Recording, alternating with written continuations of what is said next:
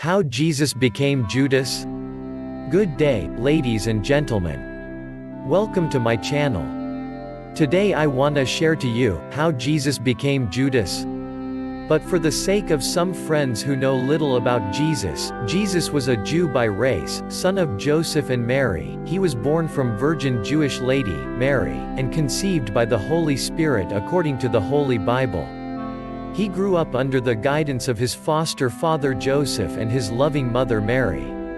His father Joseph was a carpenter, and some commentators concluded that Jesus helped his father in his carpentry works. He worked in a carpenter shop until he was 30. But when he reached the age of 30, he began his mission. His mission, as he always uttered, is to proclaim God's kingdom on earth. To seek and save the lost sinners. To do his Father's will. He was a great preacher, a miracle performer, healed every sick person he met, loved the beggars, poor people. He was not a political personality, he even rebuked and slammed the hypocrites and religious people. A meek person, merciful, gracious, a wise and relevant teacher, full of wisdom and knowledge. And the big question is, how he became Judas Iscariot. Who is Judas? One of Jesus' 12 apostles. Judas was his treasurer, and he was a corrupt person. He was a betrayer, a traitor. He accepted bribe of 30 pieces of silver for the speed capture of Jesus, his master. And I would like to reveal the mystery on how Jesus became Judas. Are you ready now? Do you know the legendary, distinguished artist named Leonardo da Vinci? The Last Supper was painted by Leonardo da Vinci, a legendary Italian artist, and the time engaged for its completion was 7 years. The figures representing the 12 apostles and Christ himself were painted from living persons. The life model for the painting of the figure of Jesus was chosen first. When it was decided that da Vinci would paint this great picture, hundreds and hundreds of young men were carefully viewed in an endeavor to find a face and personality exhibiting innocence and beauty, free from the scars and signs of dissipation caused by sin. Finally, after weeks of laborious searching, a young man 19 years of age was selected as a model for the portrayal of Christ. For 6 months, da Vinci worked on the production of this leading character of his famous painting. During the next 6 years, da Vinci continued his labors on this sublime work of art.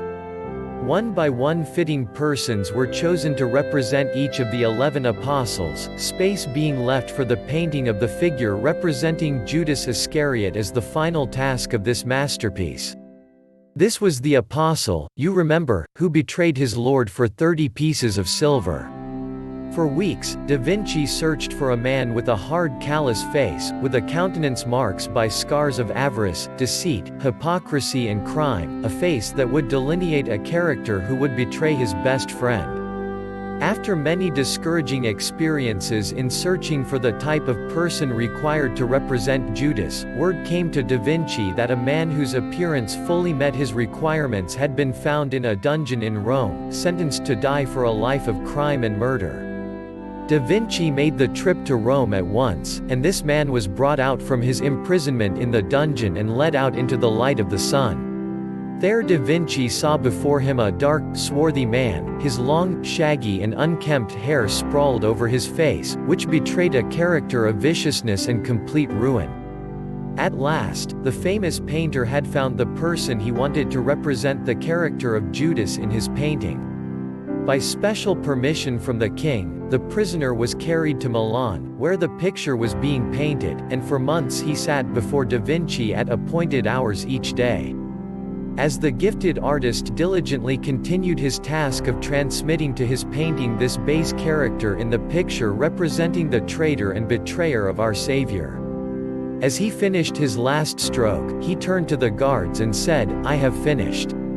You may take the prisoner away." As the guards were leading their prisoner away, he suddenly broke loose from their control and rushed up to da Vinci, crying as he did so, "Oh, da Vinci, look at me. Do you not know who I am?" Da Vinci, with the trained eyes of a great character student, carefully scrutinized the man upon whose face he had constantly gazed for 6 months and replied, "No, I have never seen you in my life until you were brought before me out of the dungeon in Rome." Then, lifting his eyes toward heaven, the prisoner said, "Oh, God, have I fallen so low?" Then turning his face to the painter he cried, "Leonardo da Vinci, look at me again, for I am the same man you painted just 7 years ago as the figure of Christ."